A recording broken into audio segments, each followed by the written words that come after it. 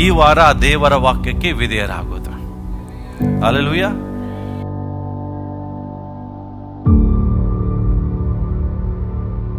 ದೇವರ ವಾಕ್ಯ ಹೇಳ್ತದೆ, ನೀನ್ ವಾಕ್ಯವನ್ನು ಏನೋ ಕೇಳ್ತೀಯ, ಬಟ್ ಅದ್ರ ಪ್ರಕಾರ ನಡೆಯದಿದ್ದರೆ ಅವನು ತನ್ನ ಹುಟ್ಟು ಮುಖವನ್ನ ಕನ್ನಡಿಯಲ್ಲಿ ನೋಡ್ಕೊಂಡಂಗಿರ್ತದೆ ಅಂತ.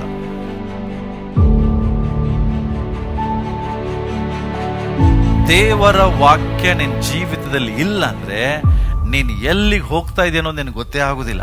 ಬಹಳ ಜನ ದೇವರ ವಾಕ್ಯವನ್ನು ಓದುವುದಿಲ್ಲ, ಬಟ್ ತಾವು ಸರಿ ಇದ್ದಾರೆ ಅಂತ ಅವ್ರು ಅನ್ಕೊಳ್ತಾರೆ. ದೇವರ ವಚನ ಹೇಳ್ತದೆ, ನಿನ್ನಂತ ಮೂರ್ಖ ಯಾರೂ ಇಲ್ಲ.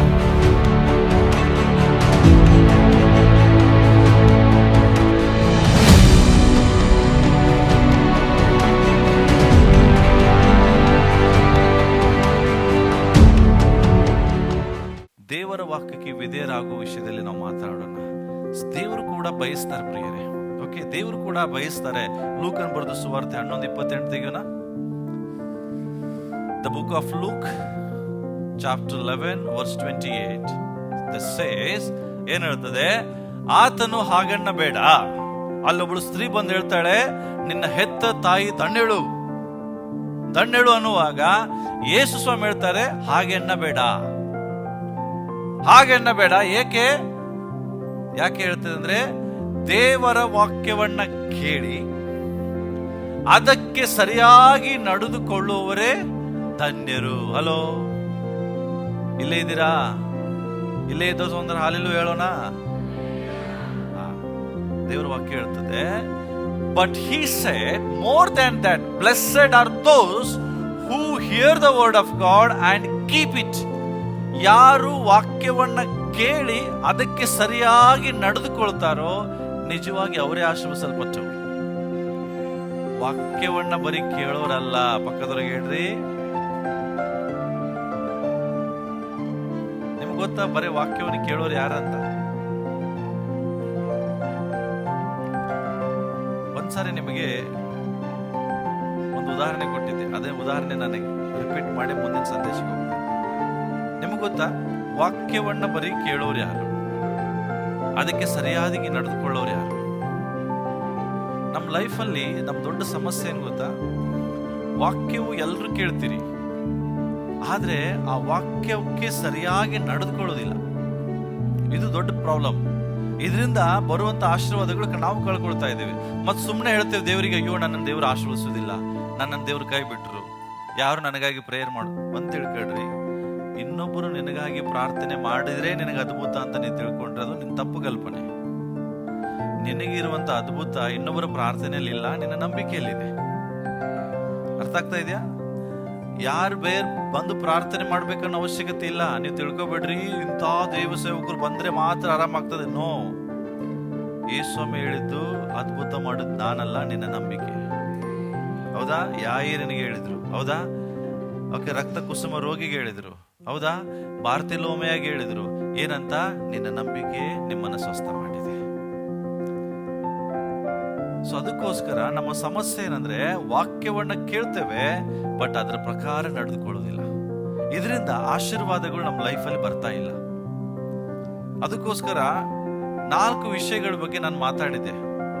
ಬಹಳಷ್ಟು ಜನರು ಮನೆಗಳಲ್ಲಿ ತಿಳ್ಕೊಡ್ರಿ. ಒಂದು ಜಸ್ಟ್ ಎಕ್ಸಾಂಪಲ್ ಕೊಡ್ತೇನೆ. ಬೆಳಗ್ಗೆ ಎದ್ದೇಳ್ಬೇಕಂತ ಹೇಳಿ ನಾವು ಅಲಾರಾಮ್ ಹಾಕ್ತೇವೆ. 4 ಗಂಟೆಗೆ ಹಾಕ್ತಾರೆ, ಕೆಲವರು 5 ಗಂಟೆಗೆ ಹಾಕ್ತೀರಾ? ಆದ್ರೆ ಅದು ಹೊಡೆದ್ರು ಎದ್ದೇಳುದಿಲ್ಲ. ಹಂಗಿದ್ದಾರೆ ಯಾರಾದ್ರು? ಅಲಾರಾಮ್ ಏನೋ ಹಾಕ್ತಾರೆ, ಬಟ್ ನಾವ್ ಎದ್ದಾಗ 8 ಗಂಟೆ ಆಗಿರ್ತದೆ. ಅರೆ, ಅಲಾರಾಮ್ ಹಾಕಿದ್ನಲ್ಲ ನಾನು. ನೀವೇನ್ ತಿಳಿದ್ರಿ ಅಲಾರಾಮ್ ಆಗಿಲ್ಲ ಅಂತ, ಬಟ್ ಅದು ಅಲಾರಾಮ್ ಆಗಿದೆ. ನಮಗೇನಾಗಿಲ್ಲ, ಎಚ್ಚರವಾಗಿಲ್ಲ, ಕೇಳಿಸ್ಲಿಲ್ಲ. ಯಾಕೆ ಕೇಳಿಸ್ಲಿಲ್ಲ ಹೇಳ್ರಿ? ಜೋರಾಗಿ ಹೇಳ್ರಿ. ನಾವು ಅಗಾಢವಾದ ನಿದ್ರೆ ಮಾಡೋರಾಗಿದ್ದೇವೆ. ಆಳವಾಗಿ ನಿದ್ರೆ ಮಾಡೋರಾದ್ಮೇಲೆ ಅದೆಷ್ಟೇ ಕೂಗಿದ್ರು ನಮಗೇನಾಗಿಲ್ಲ, ಕೇಳಿಸೋದಿಲ್ಲ. ಆಮೇಲೆ ಹೇಳ್ತೇವೆ, ಅಯ್ಯೋ ಅಲಾರಾಮೇ ಹೊಡಿಲಿಲ್ರಿ. ಅಲಾರಾಮ್ ಮೇಲೆ ಏನ್ ಮಾಡ್ತೇವೆ ನಾವು? ಗೋಬೆ ಕೂಡಿಸ್ತೇವೆ. ಬಟ್ ನಾವು ಅಲಾರಾಮ್ ಮಾಡಿದ್ರು ನಮಗೆ ಎಚ್ಚರ ಆಗಿಲ್ಲ. ಕೆಲವು ಸಾರಿ ಪಕ್ಕದ ಮನೆಯವ್ರು ಎದ್ದೇಳ್ತಾರೆ, ಏನ್ ಮನುಷ್ಯ ಅಲಾರಾಮ್ ಹಾಕಿದಾನಂತೇಳಿ ನಮಗೆ ಎಚ್ಚರ ಆಗಿರೋದಿಲ್ಲ. ಕೆಲವರು ಮನೆಗಿರೋರು ಎಲ್ಲರೂ ಎದ್ದು ಹೇಳ್ತಾರೆ, ಈ ಮನುಷ್ಯ ಅಲಾರಾಮ್ ಹಾಕಿ ಮಲಗಿ ಬಿಡ್ತಾನೆ, ನಮ್ಮನ್ನು ನಿದ್ರೆ ಕೆಡಿಸ್ತಾನೆ ಅಂತ ಅವ್ರು ಆಫ್ ಮಾಡ್ತಾರೆ. ಹೌದಾ? ಆಗಿಲ್ವಾ ಹಿಂಗ? ಯಾಕೆ? ಅಷ್ಟು ಮಲಗುವಂತವ್ರು, ನಿದ್ರೆ ಮಾಡುವಂತವ್ರು. ಇನ್ ಕೆಲವರು ಇರ್ತಾರೆ, ಅಲಾರಾಮ್ ಆದ ತಕ್ಷಣ ಹೆಸರಾಗ್ತದೆ,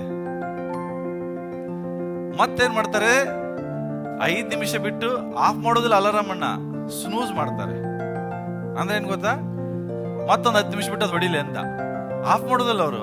ಇನ್ನೊಂದು 10 ನಿಮಿಷ ಬಿಟ್ಟು ಹೇಳೋಣ, ಮತ್ ಹೊಡಿತದ, ಮತ್ ಸ್ನೂಸ್ ಮಾಡ್ತಾರೆ. ಹಂಗೆ ಒಂದು 10 ಸರಿ ಮಾಡಿ ಎದ್ದೇಳುವಾಗ ಮತ್ತೆ 8 ಗಂಟೆ ಆಗಿರ್ತದೆ.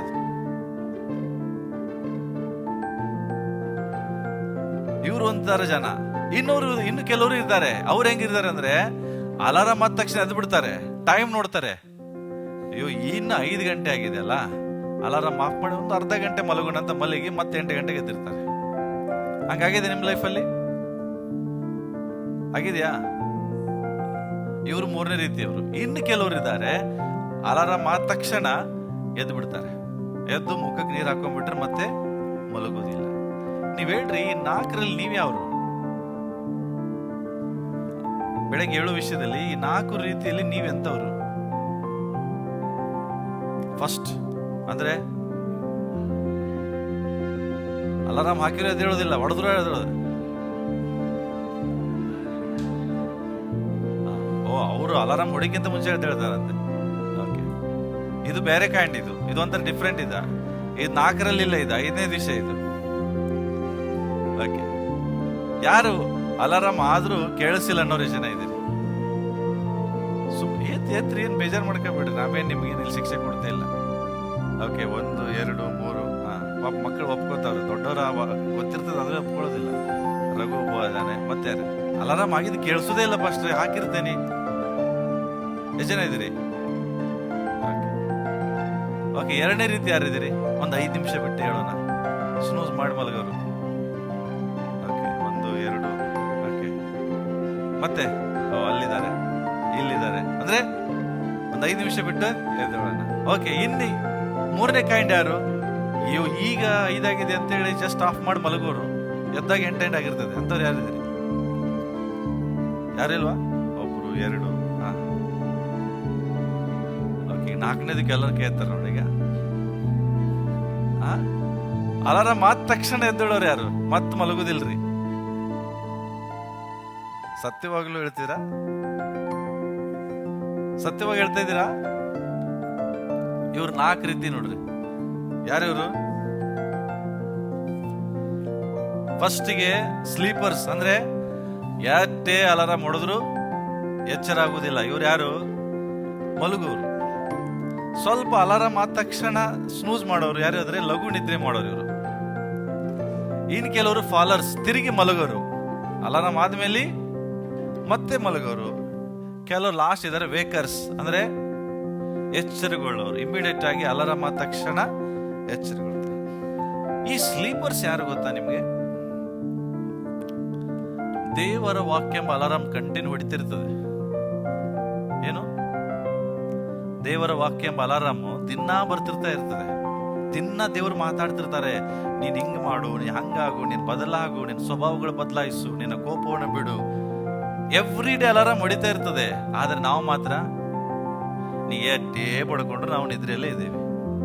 ಅಂದ್ರೆ ಆ ಅಲಾರಾಮಿಗೆ ಸ್ಪಂದಿಸದೇ ಇರೋರು ಇವರೇ ಯಾರಂದ್ರೆ ಆತ್ಮಿಕವಾಗಿ ನಿದ್ರೆ ಹೋದವರು.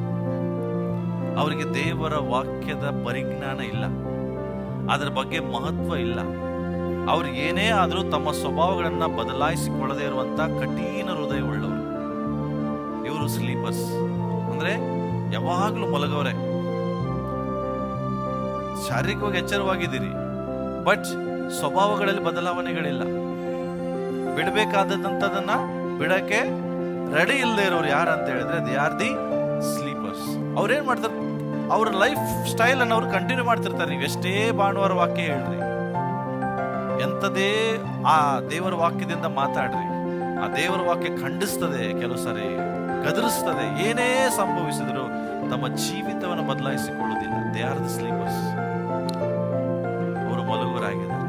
ಒಂದು ವೇಳೆ ನೀವು ಯಾರಾದ್ರೂ ಇಂಥವರಾಗಿದ್ರೆ ಇವತ್ತು ದೇವರು ನಿಮ್ಮನ್ನು ಎಚ್ಚರಿಸ್ತಾ ಇದ್ದಾನೆ, ಎಚ್ಚೆತ್ತುಕೊಳ್ರಿ.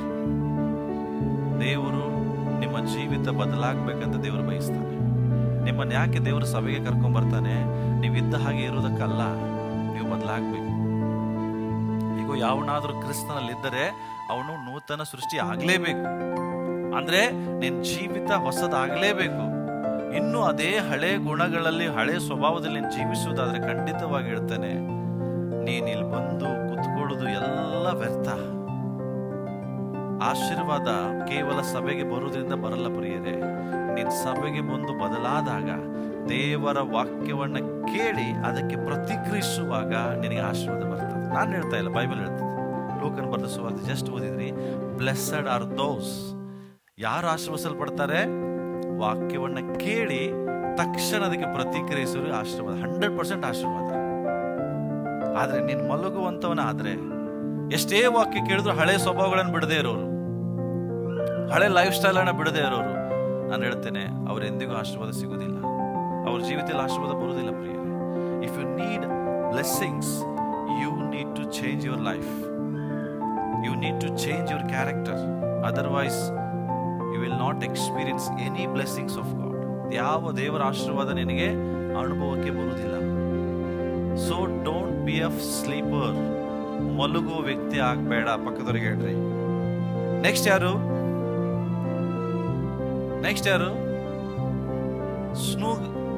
ಸ್ನೂಜರ್ಸ್ ಅಂದ್ರೆ ಯಾರು ಗೊತ್ತಾ?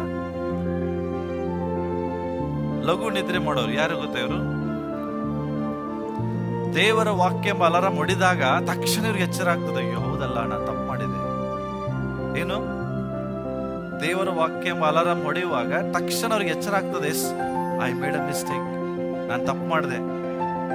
ಓಕೆ, ಸೊ ದೇವರು ಹೇಳ್ತಾರೆ ಇವತ್ತು ಬದಲಾಯಿಸ್ಕೊಳ್ಳೋಣ. ಇವತ್ತೊಂದು ದಿವಸ ಬೇಡ, ಇನ್ನೊಂದು 2 ದಿನ ಹೋಗ್ಲಿ, ಇನ್ನೊಂದು ವಾರ ಹೋಗ್ಲಿ, ಮುಂದಿನ ವಾರದಿಂದ ಬಿಟ್ಟೇ ಬಿಡೋಣ, ಮತ್ತೆ ಮಾಡೋದೇ ಬೇಡ. ಕೆಲವರು ಚಟ ಮಾಡೋರು ಹೇಳ್ತಾರೆ, ಇವತ್ತೊಂದು ದಿವಸ ರೀ ಸರ್, ಇವತ್ತೊಂದು ದಿವಸ ಕುಡಿದು ಬಿಡ್ತೀನಿ, ಮತ್ತೆ ನಾಳೆಯಿಂದ ಬಿಟ್ಟು ಬಿಡ್ತೀನಿ. ಹೇಳಿದ್ರೆ ಬಿಟ್ಟಿದ್ದಾರೆ ಯಾವಾಗಾರ? ಹೇಳ್ರಿ, ಮಾತಾಡ್ರಿ. ನಮಗೇನು ಗೊತ್ತು ಪಾಸ್, ನಾವು ಕುಡಿದಿಲ್ಲ ಅಂತೀರಿ ಅಲ್ಲ. ಮುಂಚೆ ಇದ್ದಾದ್ರೆ ಗೊತ್ತಲ್ಲ, ಅಟ್ಲೀಸ್ಟ್ ಅಂಥವ್ರು ಇದಾರಲ್ಲ ನಿಮ್ಮ ಫ್ರೆಂಡ್ಸು, ಸಂಬಂಧಿಕರು. ಇವತ್ತು ಹೊಸ ವರ್ಷ ಒಂದ್ ದಿವಸ ಕುಡಿದು ಬಿಡೋಣ, ಮತ್ತೆ ಬಿಟ್ಟೇ ಬಿಡೋಣ, ಬೇಡನೇ ಬೇಡ. ಹಂಗೆ ದೇವರ ವಾಕ್ಯ ಎಂಬ ಅಲಾರಾಮ್ ಹೊಡಿತಿರ್ತದೆ, ಎಚ್ಚೆತ್ಕೊಳ್ತೀರಿ, ಎಸ್ ನಾನು ಮಾಡಿ ತಪ್ಪು ಅಂತ. ಬಟ್ ಬಿಡಾಕ್ ಮನಸ್ಸು ಆಗ್ತಾ ಇಲ್ಲ. ಇವತ್ತೊಂದ್ ದಿವ್ಸ ಮಾಡ್ಬಿಡೋಣ, ಇವತ್ತೊಂದ್ ದಿವ್ಸ ನೋಡ್ಬಿಡೋಣ, ಮತ್ತೆ ನಾಳೆಯಿಂದ ಬಿಡೋಣ ಅಂತೀರಿ, ಬಿಡಂಗೇ ಇಲ್ಲ. ಮತ್ತೆ ನಾಳೆ, ಮತ್ತೆ ನಾಳೆ, ಮತ್ತೆ ನಾಳೆ, ಇದೇ ತರ ಆಗ್ತದೆ. ಅವ್ರು ಯಾರು? They are the snoozers. ಲಘು ನಿದ್ರೆ ಮಾಡೋರು ಇವರೇ. ಹಂಗೇನಾದ್ರು ನಿಮ್ಗೆ ಅನುಭವ ಆಗಿದೆಯಾ? ಸಂಡೇ ಬಂದಾಗ ದೇವರ ವಾಕ್ಯದಲ್ಲಿ ಮಾತಾಡುವಾಗ ಎಸ್ ಹೌದು ನಾನು ಬದಲಾಗ್ಬೇಕಂತ ಅನಿಸಿದೆಯಾ? ಮಾತಾಡ್ರಿ. ಅನಿಸಿಲ್ವಾ? ಬಟ್ ಆಗಿಲ್ಲ. ಅನಿಸಿದೆ ಬಟ್ ಬದಲಾಗಿಲ್ಲ. ಅರ್ಥ ಇನ್ನು ನೀವು ಸೆಕೆಂಡ್ ಕ್ಯಾರೆಕ್ಟರ್ ಅವರು. ಮೂರನೇದು ಯಾರ್ರಿ? ತಿರುಗಿ ಮಲಗೋರು. ಇವ್ರು ಯಾರು ಗೊತ್ತಾ? ಇವರು ಇವತ್ತು ವಾಕ್ಯ ಬಂತಪ್ಪ, ಇನ್ನು ಮುಂದೆ ನಾನು ಸಿಟ್ಟು ಮಾಡೋಂಗಿಲ್ಲ, ಇನ್ನು ಮುಂದೆ ನಾನು ಎಂದಿಗೂ ಸುಳ್ಳು ಹೇಳುವುದಿಲ್ಲ, ಇನ್ನು ಮುಂದೆ ನಾನು ಯಾರ ಬಗ್ಗೆ ಕೆಟ್ಟದಾಗಿ ಮಾತಾಡೋದಿಲ್ಲ ಅಂತೇಳಿ ತೀರ್ಮಾನ ಮಾಡಿ ಹೋಗ್ತಾರೆ ಮನೆಗೆ. ತೀರ್ಮಾನ ಮಾಡ್ತಾರೆ, ಹಂಗೇ ಜೀವಿಸ್ತಾರೆ. 1 ದಿವಸ, 2 ದಿವಸ, ಮತ್ತೆ 3ನೇ ದಿವಸ ನಾಯಿ ಬಾಲ ಡೊಂಕ್, ಮತ್ತೆ ತಿರುಗಿ ಪಾಪದಲ್ಲಿ ಬಿಡೋರು, ಮತ್ತೆ ತಿರುಗಿ ಅದೇ ಕೆಲಸ, ಬಿಟ್ಟದ್ದನ್ನೇ ಮತ್ತೆ ಮಾಡೋರು. ಹಂದಿಗೆ ಹೋಲಿಸ್ತಾರಲ್ಲ, ಮತ್ತೆ ನಾಯಿಗೆ ಹೋಲಿಸ್ತಾರೆ. ಏನಿದು? ಬಿಟ್ಟ ಪಾಪವನ್ನ ಮತ್ತೆ ಮಾಡೋರು ಯಾರಂತೆ? ನಾಯಿ ತಾನು ಕಕ್ಕಿದ್ದನ್ನೇ ನೆಗ್ತದಲ್ಲ, ಹಂಗೆ. ಅರ್ಥ ಆಗ್ತದ? ಹಂದಿಗೆ ಎಷ್ಟೇ ಸ್ನಾನ ಮಾಡಿಸ್ರಿ, ವಾವ್ ಅಂತ ನೀವು ಬೇಕಾದ್ರೆ ಅದಕ್ಕೆ ಒಳ್ಳೆ ಡ್ರೆಸ್ ತಂದು ಹಾಕ್ರಿ, ಅದು ಮತ್ತು ಎಲ್ಲಿ ಹೋಗೋದು? ಇವ್ರು ಯಾರು? ತಿರುಗಿ ಮಲಗೋರು. ಈ ಅಲಾರಾಮ್ ಎಕ್ಸಾಂಪಲ್ ಯಾಕಂದ್ರೆ ನಿಮ್ ಮೈಂಡ್ ಒಳಗೆ ಇರ್ಲಿ ಅಂತ, ಇದು ನೆನಪ ಹೋಗ್ಬಾರ್ದಲ್ಲ. ಬಟ್ ಪಕ್ಕದವ್ರಿಗೆ ಹೇಳ್ರಿ, ತಿರುಗಿ ಮಲಗೋಣ ಆಗ್ಬೇಡ. ಜೋರಾಗಿ ಹೇಳ್ರಿ ಸ್ವಲ್ಪ. ಅದೇ ಮತ್ತೆ ಹಂಗೇ ಹೋಗೋದು ಬೇಡ. ಲಾಸ್ಟ್ ಯಾರು?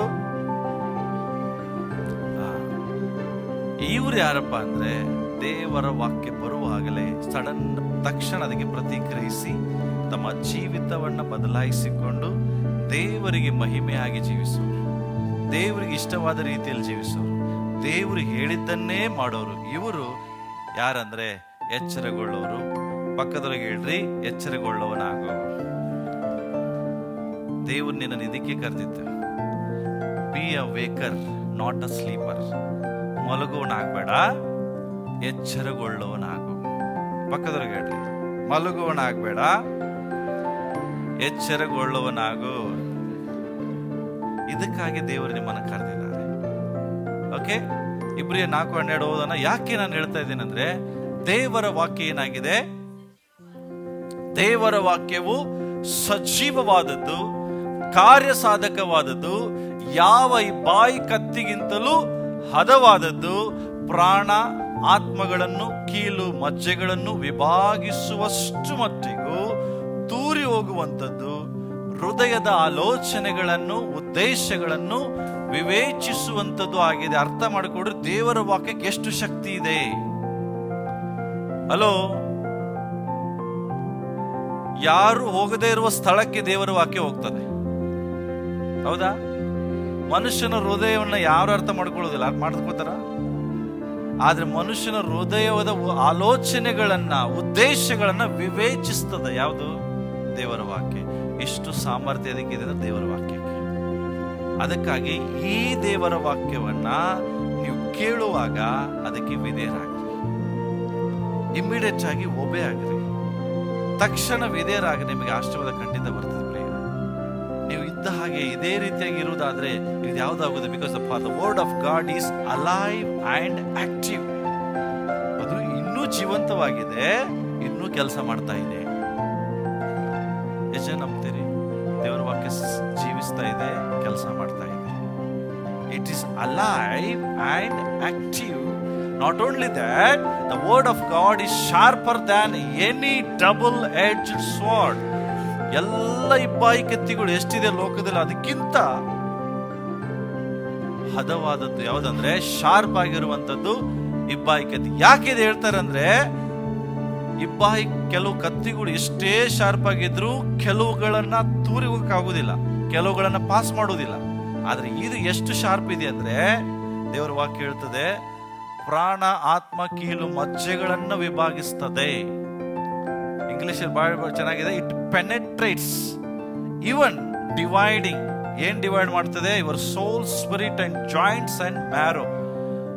ನಿಮ್ಮ ಎಲುಬುಗಳನ್ನು ಸಹ ಏನ್ ಮಾಡ್ತದಂತ ಇದು ತಕ್ಷಣ ವಿಭಾಗಿಸುವಷ್ಟು ಸಾಮರ್ಥ್ಯ ಇದೆ. ಡಾಕ್ಟರ್ಗಳು ಎಷ್ಟೇ ದೊಡ್ಡ ದೊಡ್ಡ ಕಾಸ್ಟ್ಲಿ ಚಾಕುಗಳನ್ನು ಯೂಸ್ ಮಾಡಿದ್ರು ಅದಕ್ಕಿಂತ ಶಾರ್ಪ್ ಯಾವ್ದಂತೆ ದೇವರ ವಾಕ್ಯ ಇದೆ.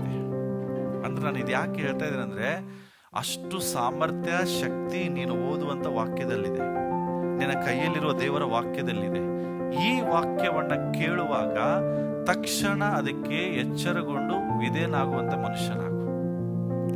ಯಾಕೆ ಅಂದ್ರೆ ಕೆಲವು 3 ವಿಷಯಗಳನ್ನ ನಾನು ಹೇಳಿ ಮುಗಿಸ್ತೇನೆ, ಟೈಮ್ ಬಹಳ ತಗೊಳ್ಳೋದಿಲ್ಲ. ಓಕೆ, ಫಸ್ಟ್ ಏನು ಗೊತ್ತಾ? ದೇವರ ವಾಕ್ಯ ಅದು ಬೆಂಕಿಯು ಮತ್ತೆ ಕ್ಯಾಮರ್ಗೆ ಏನಂತಾರೆ, ಸುತ್ತಿಗೆ ಆಗಿದೆ. ಏನಾಗಿದೆ? ದೇವರ ವಾಕ್ಯ ಏನಾಗಿದೆ ಗೊತ್ತಾ? ಏನಾಗಿದೆ? ಜೋರಾಗಿ ಹೇಳ್ರಿ. ಬೆಂಕಿ ಮತ್ತೆ ಸುತ್ತಿಗೆ. ಚಿಮಟಿಗೆ ಅಲ್ಲ, ಸುತ್ತಿಗೆ, ಚಮಟಿಗೆ. ಓಕೆ, ಬೈಬಲ್ ಓದನ ಹಾಗಾರೆ. ಓಕೆ, ಯೆರೆಮೀಯ ಪುಸ್ತಕ 23-29. The book of Jeremiah chapter 23 verse 29 ಏನ್ ಹೇಳ್ತದಂದ್ರೆ, ಓಕೆ, ಹೊಟ್ಟೆಲ್ಲಿ ಕಾಳೆಲ್ಲಿ. ಓದೋಣ.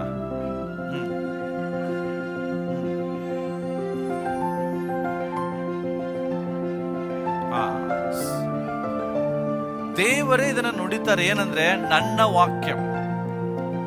ವಾಕ್ಯವು ಎದಕ್ಕೆ ಸಮಾನವಾಗಿದೆ ಅಂತೆ? ಚಮಟಿಗೂ ಮತ್ತೆ ಬೆಂಕಿಗೂ ಸಮಾನವಾಗಿದೆ. ಗೊತ್ತಾ ನಿಮಗೆ ಬೆಂಕಿ ಏನ್ ಮಾಡ್ತದೆ?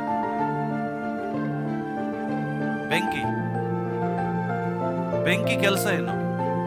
ಸುಡುದು, ಹೌದಾ? ಹಲೋ, ಬೆಂಕಿ ಕೆಲಸ ಏನು? ನಿನ್ನ ಲೈಫಲ್ಲಿ ದೇವರ ವಾಕ್ಯಕ್ಕೆ ನೀನು ವಿಧೇಯನಾಗುವಾಗ ಅದು ಬೆಂಕಿಯಾಗಿ ನಿನ್ನ ಜೀವಿತದಲ್ಲಿ ಕೆಲಸ ಮಾಡ್ತದೆ. ಅರ್ಥ ನಿನ್ನನ್ನು ಸುಡುವುದಿಲ್ಲ, ಬೆಂಕಿ ನಿನ್ನಲ್ಲಿರುವ ಕಲ್ಮಶಗಳನ್ನು ಸುಟ್ಟಾಕ್ತದೆ. ಬೈಬಲ್ ಹೇಳುತ್ತದೆ, ನೀನು you are like a gold ಅನ್ನ ಬೆಂಕಿಯಲ್ಲಿ ಹಾಕುವಾಗ ಬೆಂಕಿ ಗೋಲ್ಡ್ ಅನ್ನು ಸುಡುವುದಿಲ್ಲ. ಸುಡ್ತದ? ಯಾವಾಗಾದ್ರೂ ಬೆಂಕಿ ಬಂಗಾರವನ್ನ ಬೂದಿ ಮಾಡ್ತದ? ಸಾಧ್ಯನೇ ಇಲ್ಲ. ಬೆಂಕಿ ಬಂಗಾರ ಬೆಂಕಿ ಒಳಗೆ ಹಾಕುವಾಗ ಈ ಬೆಂಕಿ ಬಂಗಾರನ ಸುಡುವುದಿಲ್ಲ. ಬಂಗಾರದಲ್ಲಿ ಇರುವಂತ ಅನ್ವಾಂಟೆಡ್ ಥಿಂಗ್ಸ್, ಕಲ್ಮಶಗಳು, ಅದನ್ನ ಸಪರೇಟ್ ಮಾಡ್ತಂದ್ರೆ ಸುಟ್ಟಾಗ್ತದೆ. ಅದರ್ಥ ಬೆಂಕಿ ಬಂಗಾರವನ್ನ ಇನ್ನೂ ಪರಿಶುದ್ಧ ಮಾಡ್ತದೆ. ಅದೇ ಪ್ರಕಾರ ದೇವರ ವಾಕ್ಯ ನಿನ್ನ ಜೀವಿತದಲ್ಲಿ ಬೆಂಕಿಯಾಗಿ ಕೆಲಸ ಮಾಡ್ತದೆ. ಯಾವಾಗ ಅಂದ್ರೆ ಅದಕ್ಕೆ ನೀನು ವಿಧೇಯನಾಗುವಾಗ.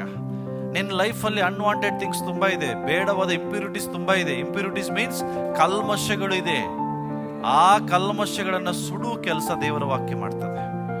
ಹಲ್ಲೆಲೂಯಾ. ಸೊ ಅದಕ್ಕೋಸ್ಕರ ಯಾವುದೇ ಕಾರಣಕ್ಕೂ ದೇವರ ವಾಕ್ಯಕ್ಕೆ ಆಲಸ್ಯರಾಗಬೇಡ್ರಿ, ದೇವರ ವಾಕ್ಯಕ್ಕೆ ಆಲಸ್ಯತೆಯನ್ನು ತೋರಿಸ್ಬೇಡ್ರಿ. ವಾಕ್ಯ ಓದುವಾಗೇ ಆಗಲಿ ಅಥವಾ ವಾಕ್ಯವನ್ನು ಕೇಳಿಸಿಕೊಳ್ಳುವಾಗ ಆಗಲಿ ನೀವು ಆಲಸ್ಯಗಾರರಾಗಬೇಡ್ರಿ. ಯಾಕೆ? ವಾಕ್ಯ ನಿನ್ನ ಜೀವಿತದಲ್ಲಿ ಬೆಂಕಿಯಾಗಿ ಕೆಲಸ ಮಾಡ್ತದೆ. ಅರ್ಥ ಆಗ್ತದೆ ನಾನು ಹೇಳಿದ ನಿಮಗೆ? ಇದು ಎರಡು ಕೆಲಸ ಮಾಡ್ತದೆ. ಒಂದು, ನಿನ್ನನ್ನು ಪರಿಶುದ್ಧಗೊಳಿಸ್ತದೆ. ಎರಡನೇದು, ನಿನ್ನಲ್ಲಿರುವಂತಹ ದೇವರಿಗೆ ಇಷ್ಟವಿಲ್ಲದ ಎಲ್ಲ ಸಂಗತಿಗಳನ್ನು ಸುಟ್ಟಾಕ್ತದೆ. ಅದಕ್ಕಾಗಿ ದೇವರ ವಾಕ್ಯ ಹೇಳುತ್ತೆ, ಅದರಲ್ಲಿ ಅದಕ್ಕೋಸ್ಕರ ದೇವರು ಹೇಳ್ತಾರೆ, ನನ್ನ ವಾಕ್ಯವು ಬೆಂಕಿಗೂ ಮತ್ತೆ ಚಮಟೆಗೂ ಏನಾಗಿದೆ? ಅದು ಸಮಾನವಾಗಿದೆ. ಸೊ ಚಮಟೆ ಏನ್ ಮಾಡ್ತದೆ? ಹಾಗಾದ್ರೆ ಹ್ಯಾಮರ್ ಏನ್ ಮಾಡ್ತದೆ? ಬಂಡೆ ದೊಡ್ಡ ದೊಡ್ಡ ಬಂಡೆಗಳನ್ನು ಸಹ ಏನ್ ಮಾಡ್ತದೆ? ಒಡೆಯುವಂತದ್ದಾಗಿದೆ. ಹೌದಾ? ಸೊ ತಿಳ್ಕೊಡ್ರಿ ಪ್ರಿಯರೇ, ಒಂದು ದೊಡ್ಡ ಬಂಡೆಯನ್ನ ಹೇಗೆ ಅದು ಪೀಸ್ ಪೀಸ್ ಪೀಸ್ ಪೀಸ್ ಮಾಡ್ತದೋ ಅದೇ ಪ್ರಕಾರವಾಗಿ ನಿನ್ನ ಜೀವಿತದಲ್ಲಿ ಸೈತಾನ ಹಾಕಿರುವ ಎಲ್ಲಾ ಕೋಟೆ ಕೊತ್ತಲಗಳನ್ನ ಅದು ಪೀಸ್ ಪೀಸ್ ಮಾಡ್ತದೆ. ನಿಮ್ಗೆ ಗೊತ್ತಾ?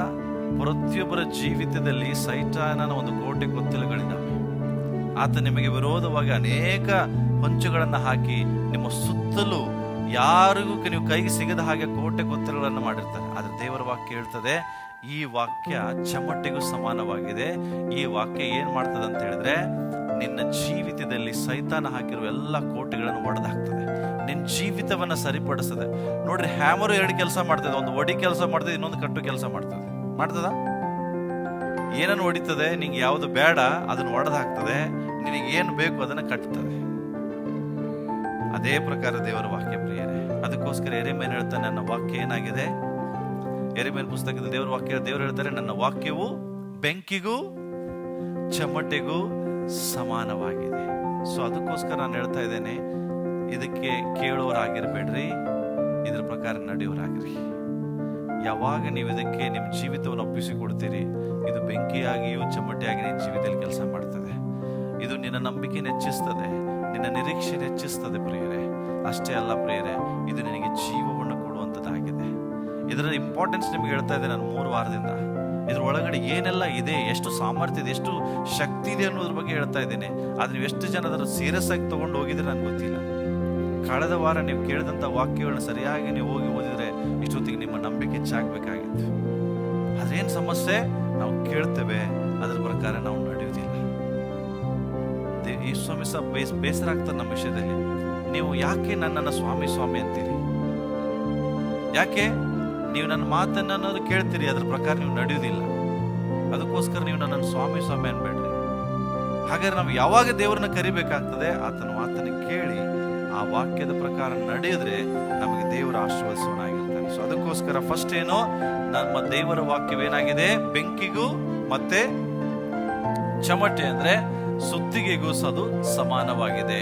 Okay, is not my word is like a fire that consumes all that cannot endure the test, and says the Lord, like a hammer that breaks most stubborn rock pieces. ತಿಳ್ಕೊಡ್ರಿ, ಕೆಲವು ಮನುಷ್ಯರು ಯಾವ ವಿಷಯದಲ್ಲಿ ಬದಲಾಗುವುದಿಲ್ಲ. ಯಾಕೆಂದ್ರೆ ಅವರು ಕಠಿಣ ಹೃದಯ ಉಳ್ಳವರಾಗಿರ್ತಾರೆ. ಅಂತ ಕಠಿಣ ಹೃದಯವು ಕೂಡ ಕೆಲವು ಸಾರಿ ದೇವರ ವಾಕ್ಯದ ಮೂಲಕ ಒಡೆಯಲ್ಪಡ್ತದೆ.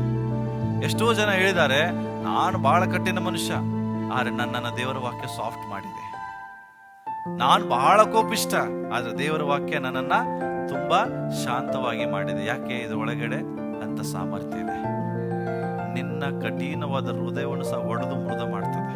ಅದಕ್ಕೋಸ್ಕರ ದೇವರ ವಾಕ್ಯದಲ್ಲಿ ತುಂಬಾ ಶಕ್ತಿ ಇದೆ. ಎರಡನೇ ವಿಷಯ ನಾವು ನೋಡಿಕೊಳ್ಳೋಣ. ಎಲ್ಲರೂ ಹೇಳ್ರಿ, ದೇವರ ವಾಕ್ಯವು ಕನ್ನಡಿಯಾಗಿದೆ. ಜೋರಾಗಿ ಹೇಳ್ರಿ. ದೇವರ ವಾಕ್ಯ ಬೆಂಕಿಯಾಗಿದೆ, ದೇವರ ವಾಕ್ಯ ಚಮಟೆಯಾಗಿದೆ. ಅಷ್ಟೇ ಅಲ್ಲ, ದೇವರ ವಾಕ್ಯ ಏನಾಗಿದೆ? ಜೇಮ್ಸ್ 1:23, ಯಾಕೋಬನ ಬರೆದ ಪತ್ರಿಕೆ 1:23.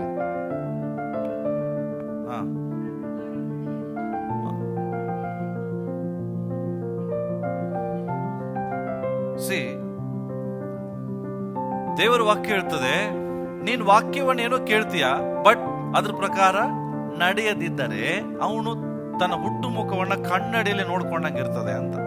ಎಷ್ಟು ಜನ ಕನ್ನಡಿ ಯೂಸ್ ಮಾಡ್ತೀರಿ ಡೈಲಿ? ಮಿರರ್.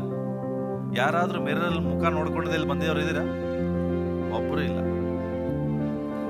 ಇಲ್ಲಿ ಬರೋಕ್ಕಿಂತ ಮುಂಚೆ ಒಂದ್ಸಾರಿ ನಿಮ್ ಮುಖ ಕನ್ನಡಿಯಲ್ಲಿ ನೋಡ್ಕೊಂಡೇ ಬಂದಿರ್ತೀರಿ, ಕರೆಕ್ಟಾ? ಹೌದಾ? ಕನ್ನಡಿನ ಯೂಸ್ ಮಾಡಿದವ್ರು ಯಾರ ಇದ್ದೀರಾ? ಒಬ್ರು ಇಲ್ಲ. ಇದ್ದೀರಾ? ಓಕೆ. ಬಟ್ ಕನ್ನಡಿ ಯೂಸ್ ಮಾಡ್ಬೇಕು. ಯಾಕೆ? ಕನ್ನಡಿ ನಮಗೆ ಯಾಕೆ ಬೇಕು? ನಮ್ಮ ಮುಖ ಹೆಂಗಿದೆ ಅಂತ ನಿಮ್ ಮುಖನೇ ಕನ್ನಡಿಯಲ್ಲಿ ನೋಡ್ಕೋತೀರಿ, ಕರೆಕ್ಟ್. ಬಟ್ ನಿಮ್ ಮುಖದಲ್ಲಿ ಏನ್ ನೋಡ್ತೀರಿ ಕನ್ನಡಿಯಲ್ಲಿ? ಅಂದ್ರೆ ಯಾವುದು ಸರಿ ಇಲ್ಲ ನನ್ನ ಮುಖದಲ್ಲಿ ಅದನ್ನು ಮೊದಲು ನೋಡ್ತೀರಿ, ಯಾವುದು ಸರಿ ಇದೆ ಅದನ್ನ ನೋಡಲ್ಲ. ಎಲ್ಲ ಸರಿ ಇದ್ದು ಒಂದು ಕೆಣ್ಣೆಗೆ ಒಂದು ಗುಳ್ಳೆ ಆದ್ರೂ ಸಾಕು, ನಿಮಗೆ ಟೆನ್ಷನ್ ಜಾಸ್ತಿ ಆಗ್ತದೆ, ಆಗಲ್ವಾ? ಎಲ್ಲಾ ಚೆನ್ನಾಗಿದೆ, ಅದ್ರ ಒಂದು ಗುಳ್ಳೆ ಇದೆ, ಆ ಗುಳ್ಳೆ ಒಡ್ಕೊಳ್ಳೋ ಮಟ್ಟ ಹೊರಗೆ ಬರೋದಿಲ್ಲ. ಮತ್ತದಕ್ಕೆ ಕ್ರೀಮ್ ಹಚ್ಚಿ ಪ್ಯಾತೆ ಹಚ್ಚಿ ಸೇಮ್ ಮಾಡೋ ತನಕ ಹೊರಗೆ ಬರೋದಿಲ್ಲ. ಅಂದ್ರೆ ಮಿರರ್ ನಮಗೆ ಎದಕ್ಕೆ ಸಹಾಯ ಮಾಡ್ತದೆ ಅಂದ್ರೆ, ನನ್ನ ಮುಖದಲ್ಲಿ ಇರುವಂತ ಬೇಡವಾದದನ್ನ ಕಂಡು ಹಿಡಿಯುವುದಕ್ಕೋಸ್ಕರ ಅದು ನನಗೇನ್ ಮಾಡ್ತದೆ? ಸಹಾಯ ಆಗ್ತದೆ. ದೇವ್ರ ವಾಕ್ಯ ಹೇಳ್ತದೆ, ನೀನ್ ಇದನ್ನು ಓದಿದ್ರೆ, ಎವ್ರಿ ಡೇ ನೀನ್ ಇದನ್ನು ಧ್ಯಾನಿಸಿದ್ರೆ, ಈ ವಾಕ್ಯ ಹೇಳಿದ ಪ್ರಕಾರ ನೀನ್ ಜೀವಿಸಕ್ಕೆ ಸ್ಟಾರ್ಟ್ ಮಾಡಿದ್ರೆ, ನಿನ್ನ ಜೀವಿತದಲ್ಲಿ ಯಾವುದು ಹೆಂಗಿದೆ ಅಂತ ಅದು ತೋರಿಸ್ಕೊಡ್ತದೆ. ನಿನ್ನ ವಾಸ್ತವ್ಯ ನೀನ್ ಹೆಂಗಿದೆ ಅಂತ ನಿನಗೆ ಗೊತ್ತಾಗ್ತದೆ. ತಿಳ್ಕೊಡ್ರಿ, ನೀ ಹೆಂಗಿದೆ ಅಂತ ಇನ್ನೊಬ್ರಿಗೆ ಗೊತ್ತಾಗಲ್ಲ. ಆದ್ರೆ ನೀವು ಬೈಬಲ್ ಓದ್ತಾ ಇರುವಾಗ, ಕೆಲವು ಸರಿ ಬೈಬಲ್ ಓದುವಾಗ ಕೆಲವು ಆಜ್ಞೆಗಳು, ಕೆಲವು ವಚನಗಳು ಬರುವಾಗ ನಿಮಗೆ ಅನ್ಸೋದಿಲ್ಲ ನಾನು ಸರಿ ಇಲ್ಲ ಅಂತ? ಮಾತಾಡ್ರಿ. ವಾಕ್ಯ ಓದುವಾಗ ನಿಮ್ಗೆ ಅನಿಸಿರ್ತದ ನಾನು ಸರಿ ಇಲ್ಲ ಅಂತ? ಅರ್ಥ ಏನು? ನೀನ್ ಹೆಂಗಿದೆ ಅಂತ ನಿಂಗೆ ತೋರಿಸ್ಕೊಡುವಂತ ಮಿರರ್ ಇದು.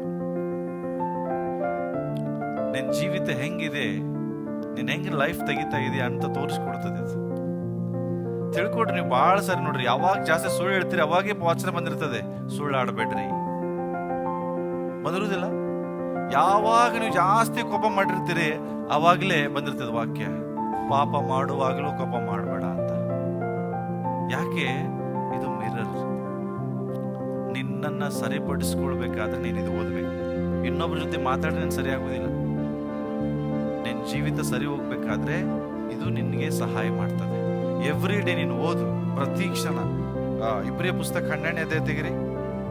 ಯಾಕೆ ನಾನು ಇದು ಹೇಳ್ತಾ ಇದ್ದೇನೆಂದ್ರೆ, ಯಾವಾಗ ನೀವು ಈ ಮಿರರ್ ಅನ್ನ ನಿಮ್ಮ ಮುಂದೆ ಇಟ್ಕೊಳ್ತೀರಿ, ಎವ್ರಿ ಡೇ ಅದನ್ನೇ ಮಾತಾಡ್ತೀರಿ, ಆಗ ಈ ಇಬ್ರಿಯ 12:14 ನಿಮ್ಮ ಜೀವಿತದಲ್ಲಿ ನೆರವೇರ್ತದೆ ಪ್ರಿಯರೇ.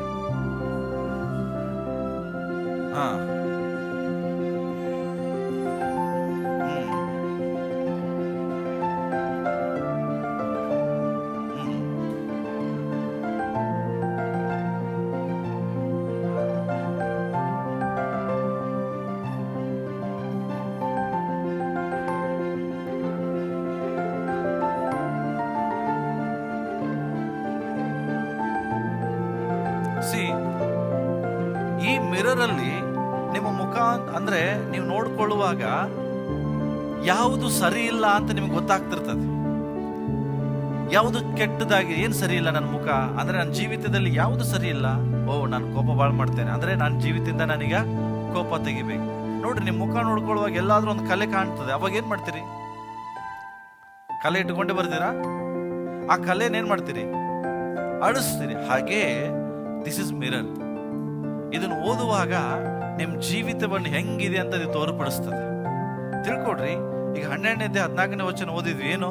ಎಲ್ಲರೊಟ್ಟಿಗೆ ಸಮಾಧಾನದಿರೋದಕ್ಕೆ ಪ್ರಯತ್ನ ಪಡ್ರಿ. ನಿಜವಾಗಿ ಎಲ್ಲರೊಟ್ಟಿಗೆ ಸಮಾಧಾನದಿದ್ದೀರಾ? ಜಸ್ಟ್ ಈಗ ಈ ಒಂದು ವಚನ ಓದುವಾಗಲೇ ನಿಮ್ಗೆ ಗೊತ್ತಾಗ್ತಿಲ್ವಾ ಮಿರರ್? ಹೌದು, ನಾನು ಎಲ್ಲರೊಟ್ಟಿಗೆ ಸಮಾಧಾನ ಅಂದ್ರೇನು? ಮುಂದೆ ಬಂದಾಗ ಪ್ರೈಸ್ ದ ಲಾರ್ಡ್ ಅಲ್ಲ. ನಿನ್ನ ಹೃದಯ ಅವ್ರ ಬಗ್ಗೆ ಖುಷಿ ಇದೆಯಾ? ಸಮಾಧಾನ ಇದೆಯಾ? ಬರೀ ಅವ್ರು ನೋಡಿದ ತಕ್ಷಣ ಒಂದೇನು ಬರ್ತದೆ, ಈ ಮನುಷ್ಯ ನನಗೆ ತಪ್ಪು ಮಾಡ್ದ, ಈ ಮನುಷ್ಯ ನನಗೆ ಮೋಸ ಮಾಡ್ದ, ಇವ್ರು ನನಗೆ ಹಂಗೆ ಮಾಡಿದ್ರು, ಹಿಂಗೆ. ಇದೇ ನಿನ್ನ ಜೀವಿತದಲ್ಲಿ ಬಂದ್ರೆ ನೀನ್ ಎಲ್ಲರೊಟ್ಟಿಗೆ ಸಮಾಧಾನದಲ್ಲಿಲ್ಲ. ಯೇಸು ಕ್ರಿಸ್ತನಿಗೆ ಎಷ್ಟು ಹಿಂಸೆ ಮಾಡಿದ್ರು, ಅರೆ ಯೇಸು ಸ್ವಾಮಿ ಎಲ್ಲರೊಟ್ಟಿಗೆ ಸಮಾಧಾನದ ಇದ್ರು. ಇನ್ನೇನ್ ಹಿಡಿದು ಕೊಡುವಂತ ಇಸ್ಕರಿಯೋತ ಯೂತನ ಜೊತೆಗೂ ಸಮಾಧಾನದ ಇದ್ರು. ಹೆಂಗೆ? ಅವನ ಕಾಲನ್ನು ತೊಳೆದ್ರು. ಇದು ಮಿರರ್. ತಿಳ್ಕೊಡ್ರಿ. ಪರಿಶುದ್ಧತೆ ಹೊಂದಿದ್ದಕ್ಕೆ ಪ್ರಯತ್ನ ಮಾಡ್ರಿ. ನನ್ನ ಲೈಫಲ್ಲಿ ಅದು ಇದೆಯಾ? ನೆಕ್ಸ್ಟ್ ಹೇಳ್ತದೆ, ಯಾವನಾದ್ರೂ ದೇವರ ಕೃಪೆಗೆ ಹಿಂಜರಿದಂತೆ ಯಾವ ವಿಷವುಳ್ಳ ಬೇರು ನಿಮ್ಮಲ್ಲಿ ಚಿಗುರಬಾರದು. ಹಾಗಾದ್ರೆ ನನ್ನಲ್ಲಿ ಯಾವ್ದು ವಿಷಯದ ಬೇರು ಇಲ್ವಾ?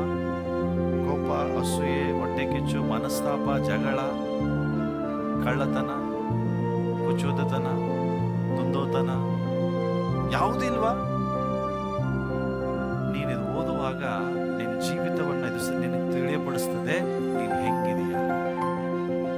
ಆಗ ನಿನ್ನ ಜೀವಿತ ನೀನು ಬದಲಾಯಿಸ್ಕೊಳ್ಳಿಕ್ಕಾಗ್ತದೆ. It is just like a mirror. ನಿನ್ನ ಮುಖ ನೋಡ್ಕೊಳ್ಳುವಾಗ ಗೊತ್ತಾಗ್ಬಿಡ್ತದೆ ನಿನ್ನ ಜೀವಿತ ಹೆಂಗಿದೆ.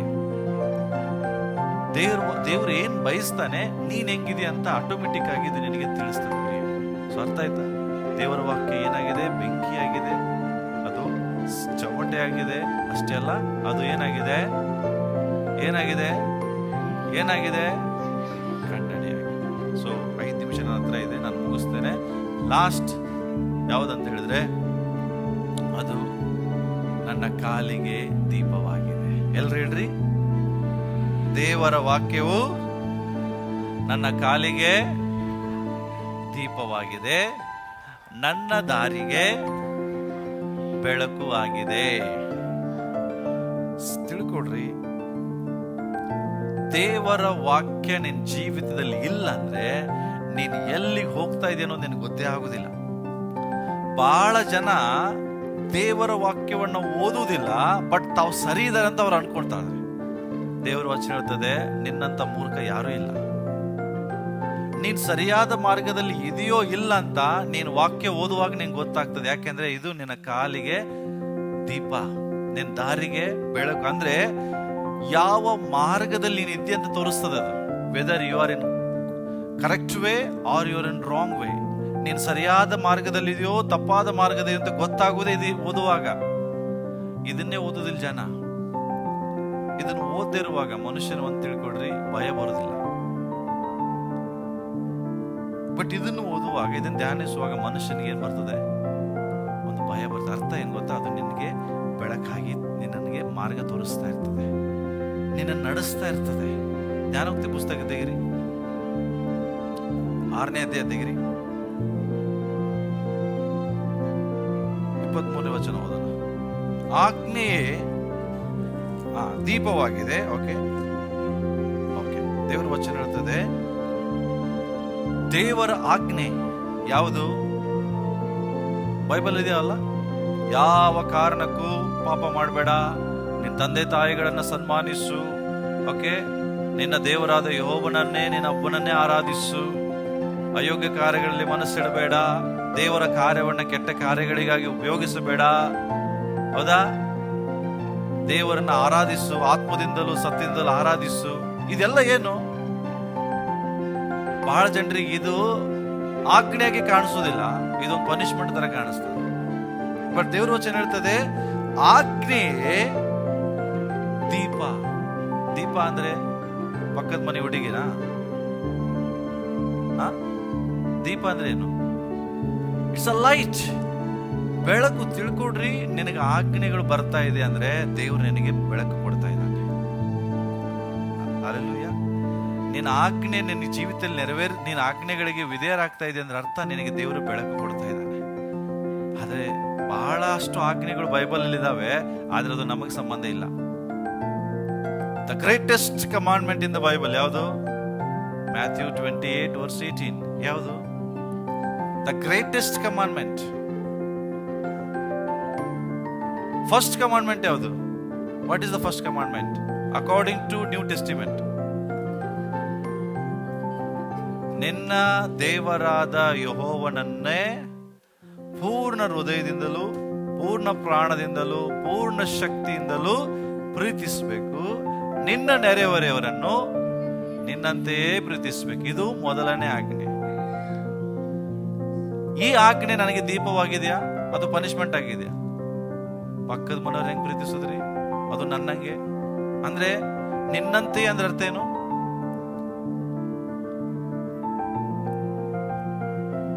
ನಿನ್ನ ಶರೀರವನ್ನು ನೀನು ಎಷ್ಟು ಪ್ರೀತಿಸ್ತೀಯಲ್ಲ ಅಷ್ಟೇ ಅವ್ರಿಗೂ ಆಗ್ಲಿ ಅಂತ ಪ್ರೀತಿಸೋದು. ಅಂದ್ರೆ ನಿನ್ ಪ್ಲೇಟಲ್ಲಿ ಒಂದ್ಸರಿ ಊಟಕ್ಕೆ ಕೂತ್ಕೊಂಡಾಗ ಪಕ್ಕದ ಪ್ಲೇಟನ್ನು ನೋಡು ಅಂತ ಅರ್ಥ ಆಗ್ತದೆ. ಏನರ್ಥ? ನೀನೊಂದ್ಸ ಎಕ್ಸಾಂಪಲ್ ಕೊಡ್ತಾ ಇದ್ದೀನಿ. ಜಸ್ಟ್ ನೀನು ಊಟಕ್ಕೆ ಕೂತಾಗ ನಿನ್ ಪ್ಲೇಟ್ಗಿಂತ ಯಾರ ಪ್ಲೇಟ್ ನೋಡ್ಬೇಕಂತೆ? ಅಂದ್ರೆ ಎಷ್ಟು ದಿನ ನನ್ ಕಡಿಮೆ ಇದೆ ಅದಲ್ಲ, ಹಂಗ್ ನೋಡ್ಬೇಡ್ರಿ, ಹಂಗ್ ನೋಡ್ಬೇಡ್ರಿ. ಮತ್ತೆ ನೋಡ್ರಿ ಅವ್ರಿಗಿಷ್ಟು ನನಗಿಷ್ಟು, ಹಂಗ್ ನೋಡ್ಬೇಡ್ರಿ, ಖುಷಿ ಪಡ್ರಿ ಅವಾಗ. ಅಂದ್ರೆ ಏನು? ನಿನ್ನಂತೆ ನಿನ್ನ ನೆರೆಹೊರೆಯವರನ್ನ ಹಂಗಂತೇಳಿ ಅವ್ರ ಮೇಲೆ ಶಿಟ್ ಮಾಡ್ಕೊಂಡು ಬೇಗ ಚಿಕ್ಕದ ತಿಗಾಕಿಲ್ ತಿನ್ನಿಸಿ ಅವ್ರ ಹಾಸ್ಪಿಟಲ್ ಮಲಗಿಸ್ಬೇಡ್ರಿ. ತಿನ್ನಿಸಿ ಹಂಗ್ ಮಾಡ್ಬೇಡ್ರಿ. ನಿನ್ನಂತೆ, ಹೌದಾ? ನಾವು ಫ್ರೆಶ್ ಊಟ ಮಾಡೋದು, ಅವರಿಗೆಲ್ಲ ನಿನ್ನಿದ್ ಕೊಡೋದು. ನಿನ್ನಂತೆ ನಿನ್ನೆ ಪ್ರೀತಿಸೋದ? ಇದು ಸ್ಪೆಷಲ್ ಆಗಿರೋದು ನಿನಗೆ ಇಟ್ಕೊಳ್ಳೋದು, ಬ್ಯಾಡ್ ಆಗಿದ್ದು ಪಕ್ಕದವ್ರಿಗೆ ಕೊಡೋದು. ಇದೆಲ್ಲ ನಿನ್ನಂತೆ ನಿನ್ನ ನೆರೆ. ಅಂದ್ರೆ ನೀನು ಕೊಡಬೇಡ, ಅದ್ರ ಮನಸ್ಸಿರ್ಲಿ. ಫಸ್ಟ್ ನಾನು ಏನ್ ತಿಂತೇನೆ ಅದನ್ನು ಅವರೇ ತಿನ್ಬೇಕು. ಅಂದ್ರೆ ಜಸ್ಟ್ ದಿಸ್ ಎಕ್ಸಾಂಪಲ್ ನಾನು ಹೇಳ್ತಾ ಇರೋದು. ಅಂದ್ರೆ ನಾವು ಸಣ್ಣ ಸಣ್ಣ ವಿಷಯದಲ್ಲಿ ಸಹ ತಪ್ತೇವೆ. ಅದು ನಮಗೆ ದೀಪವಾಗಿದೆ ಅಂತ ನಮ್ಗೆ ಅರ್ಥ ಆಗುದಿಲ್ಲ. ತಿಳ್ಕೊಡ್ರಿ, ಎವ್ರಿ ಡೇ ಒಂದೊಂದು ಆಜ್ಞೆಯನ್ನ ನೀನು ಕೈಗೊಂಡು ನಡೆಯುವಾಗ ನೀನ್ ನೆನಪು ಮಾಡ್ಕೋ, ನನಗೆ ದೇವರು ಬೆಳಕು ಕೊಡ್ತಾ ಇದ್ದಾನೆ, ನಾನು ಬೆಳಕಿನಲ್ಲಿ ಜೀವಿಸ್ತಾ ಇದ್ದೇನೆ. ಆಜ್ಞೆ ದೀಪವಾಗಿದೆ.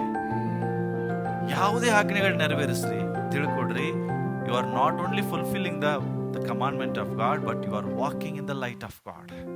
ನೀನು ಕೇವಲ ದೇವರ ಆಜ್ಞೆಗಳನ್ನು ಪರಿಪೂರ್ಣ ಮಾಡ್ತಾ ಇಲ್ಲ, ಆ ವಾಕ್ಯದ ಬೆಳಕಿನಲ್ಲಿ ನೀನು ನಡೀತಿರ್ತೀಯ. ಬೆಳಕು ಇದ್ದಲ್ಲಿ ಎಡುವುದಿಲ್ಲ, ಹೌದಾ?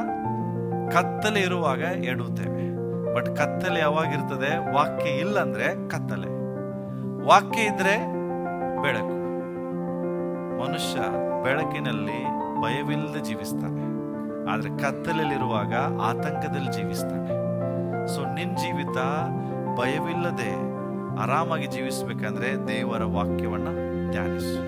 ಯಾಕೆಂದ್ರೆ ಅದು ನಿನ್ನ ಕಾಲಿಗೆ ದೀಪ, ನಿನ್ನ ದಾರಿಗೆ ಬೆಳಕು. ಇಲ್ಲಿ ಹೇಳ್ತದೆ, ಆಜ್ಞೆ ದೀಪ, ಉಪದೇಶವೇ ಬೆಳಕು. ಒಂದ್ ತಿಳ್ಕೊಡ್ರಿ, ಯಾವುದೇ ದೇವರು ನಿಮಗೆ ಉಪದೇಶ ಮಾಡಲಿ ದೇವರ ವಾಕ್ಯದ ಮೂಲಕ, ಅದನ್ನು ನೀನು ಸ್ವೀಕರಿಸುವ ಮನಸ್ಸಿಟ್ಕೋ. ನನಗೆ ಬಂತಾರೆ, ನನಗೆ ಕೆಲವು ಸಾರಿ ಕೆಲವರಿಗೆ ಪದೇ ಪದೇ ಹೇಳ್ತಿರ್ಬೋದು ರಿಪೀಟ್. ಯಾಕೆ ದೇವ್ರು ಕೆಲವರಿಗೆ ಅದನ್ನೇ ಪದೇ ಪದೇ ಹೇಳ್ತಾರೆ ಅಂದ್ರೆ, ಆ ವಿಷಯದಲ್ಲಿ ಇನ್ನೂ ನಾನು ಬದಲಾಗಿಲ್ಲ ಏನು, ಅದಕ್ಕೆ ದೇವರು ನನಗೆ ಅದನ್ನೇ ಮಾತಾಡ್ತಿರ್ತಾನೆ. ಸೊ ಅದಕ್ಕೋಸ್ಕರ ಪ್ರಿಯರೇ, ಇದಕ್ಕೆ ತುಂಬಾ ರೆಸ್ಪೆಕ್ಟ್ ಮಾಡಿ, ಇದನ್ನು ತುಂಬಾ ಗೌರವಿಸ್ರಿ. ಯಾಕಂದ್ರೆ ಇದರಲ್ಲಿ ಜೀವ ಇದೆ. ಇದು ನಿಮ್ಮ ನಂಬಿಕೆಯನ್ನ ಹೆಚ್ಚಿಸ್ತದೆ, ನಿಮ್ಮ ನಿರೀಕ್ಷೆ ಹೆಚ್ಚಿಸ್ತದೆ. ಅಷ್ಟೇ ಅಲ್ಲ, ಇದು ನಿಮ್ಮ ಜೀವಿತಕ್ಕೆ ಬೇಕಾದಂತ ಜೀವ ಕೊಡ್ತದೆ. ಇದು ಬೆಂಕಿಯಾಗಿದೆ, ಇದು ಸುತ್ತಿಗೆ ಆಗಿದೆ, ಇದು ಕನ್ನಡಿ ಆಗಿದೆ. ಅಷ್ಟೆಲ್ಲ ಇದು ಏನಾಗಿದೆ? ಬೆಳಕಾಗಿದೆ. ಸೊ ಈ ವಾಕ್ಯವನ್ನು ಪ್ರೀತಿಸ್ರಿ, ಇದನ್ನು ಗೌರವಿಸ್ರಿ, ಇದಕ್ಕೆ ನೀವು ವಿಧೇಯರಾಗ್ರಿ. ನಾವಿದ್ ನಿಂತ್ಕೊಂಡು